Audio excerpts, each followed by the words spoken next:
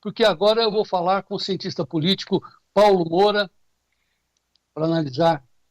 Será que a fraude do INSS vai grudar a pecha de corrupção no Lula? Que dúvida. Paulo Moura, boa tarde.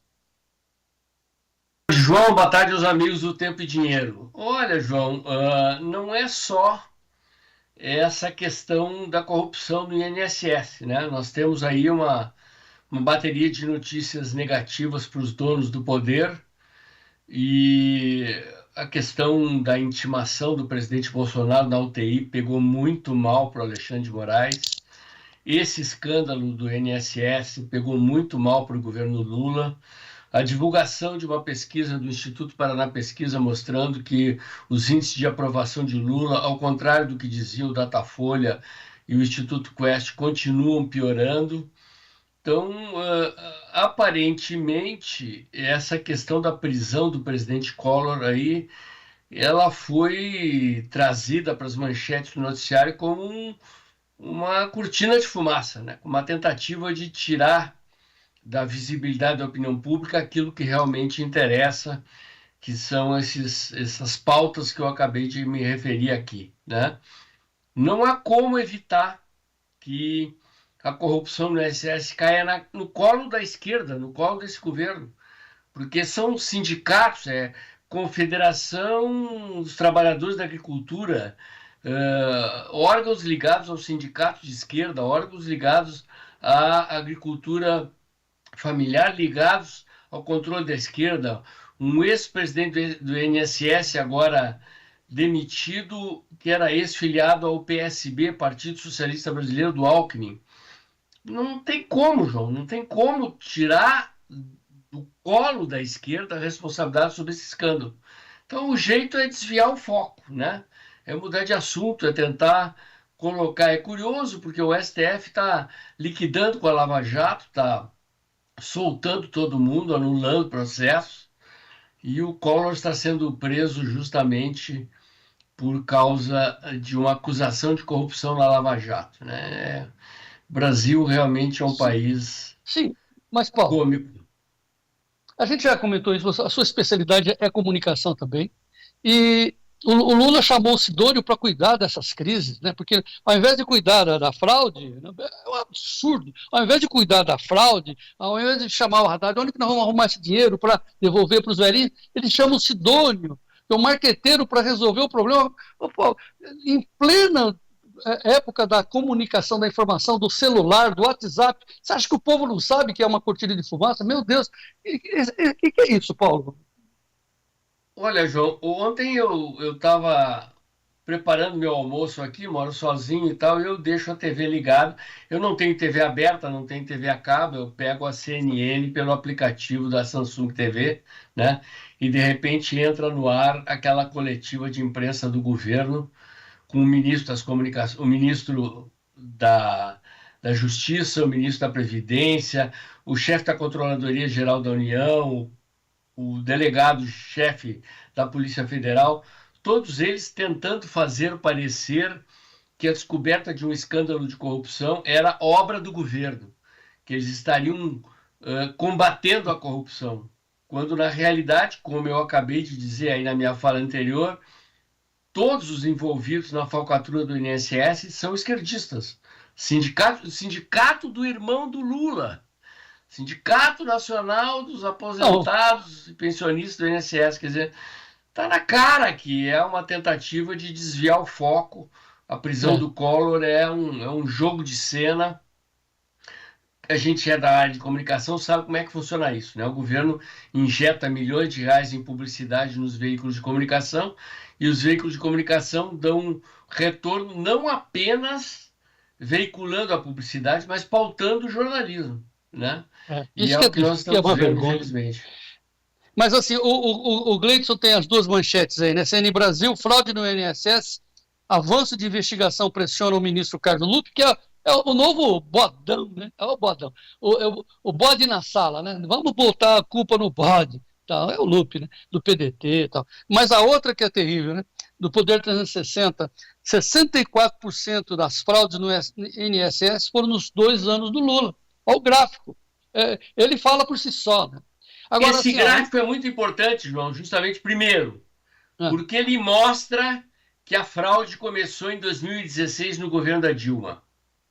E segundo, porque ele mostra que quando Lula assume o poder, as fraudes disparam, o que torna inevitável jogar no colo do Lula e do PT a responsabilidade por essa falcatrua de grande magnitude, né? Ou seja, pessoas idosas, em geral sem condições de ficar conferindo o extrato do débito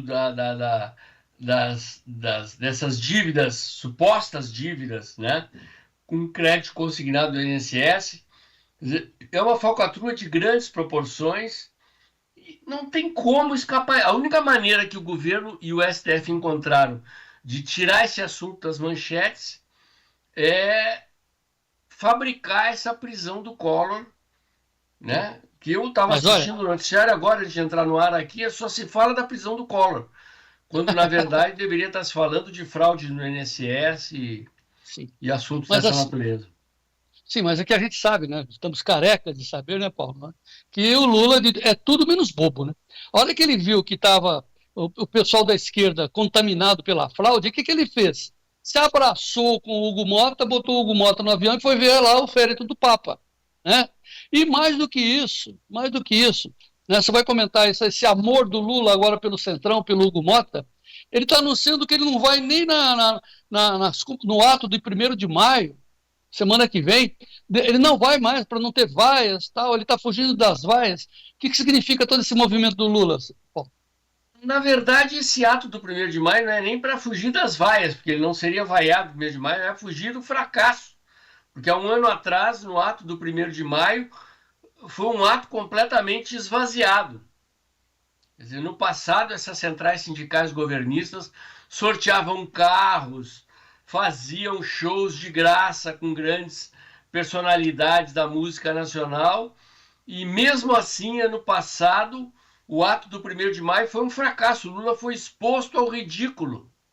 Então, ele não está querendo correr o risco de se expor ao ridículo de novo, razão pela qual ele não vai ao 1º de maio, que certamente será novamente um fracasso. sim, mas ridículo está a posição dele se aliando ao STF, contaminando o STF, que não tem independência nenhuma, e o nosso destaque, é o destaque do jornalista Cláudio Humberto, também dizendo que o fato do ministro Alexandre de Moraes intimar o Bolsonaro dentro da UTI, a oficial da Justiça entrou na UTI, numa área que não devia estar contaminada, olha a foto, e aí, de novo, né, os nossos coleguinhas ficam dizendo, não, mas o Bolsonaro ficou expondo o oficial de justiça. O foco é a foto da oficial de justiça. Não, ela dentro da UTI, Paulo. Que loucura isso. Olha, João, não se pode descartar o fato de que o presidente Bolsonaro tenha piorado da sua condição clínica exatamente por causa dessa intimação. Você pode observar na foto aí que está na tela que ela está com uma máscara de pano sobre a máscara cirúrgica.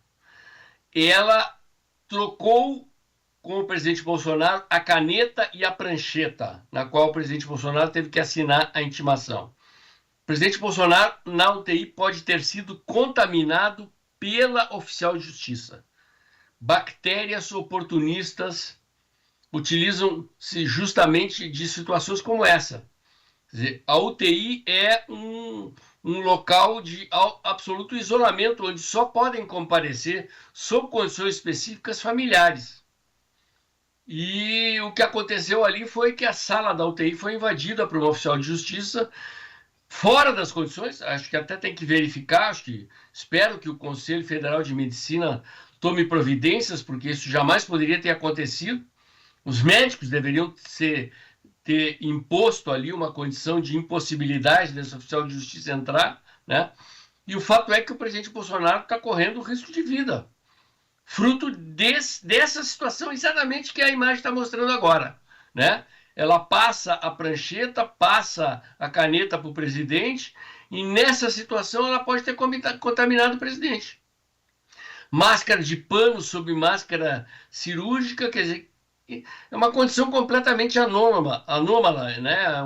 É algo que, de fato, interessa ao STF, interessa ao Alexandre de Moraes tirar das manchetes, colocar a prisão do Collor na capa dos jornais e do site de notícias, justamente para livrar Alexandre de Moraes da responsabilidade pelas consequências que eventualmente o presidente Bolsonaro esteja sofrendo por causa dessa abordagem absolutamente indevida da oficial de justiça. Muito bem. Ô Paulo, hoje o Dextra, o seu canal do YouTube, tem alguma live para você nos avisar, convidar? Toda sexta-feira, às 20 horas, tem live e os temas serão esses abordados aqui, né? A questão enfim, da capa de fumaça colocada sobre esses fatos, né? E o que de fato está por trás do comportamento do STF do governo Lula neste momento. Tentativa de tirar a questão da anistia. Neste momento está sendo condenada a penas pesadíssimas a Débora do Batom, né? O julgamento está acontecendo. Então o STF tratou de ocupar as manchetes com a prisão do Collor para desviar a opinião pública, e esse é o assunto da minha live de hoje às 20 horas no canal Dextra. Toda sexta-feira às 20 horas tem live. Todos os dias tem vídeo, toda sexta-feira às 20 horas tem live. E hoje, nessa live, todos os assuntos serão devidamente aprofundados com detalhe. Você tem direito de perguntar. Então, assim, participe, né? Está aberto ali, mande perguntas, e aí o Paulo vai aprofundar as suas análises. Professor Paulo Moura, muito obrigado mais uma vez pela sua presença aqui no nosso Tempo de Dinheiro. Obrigado pela oportunidade, João. É sempre um prazer falar para ti e para os espectadores do Tempo e Dinheiro.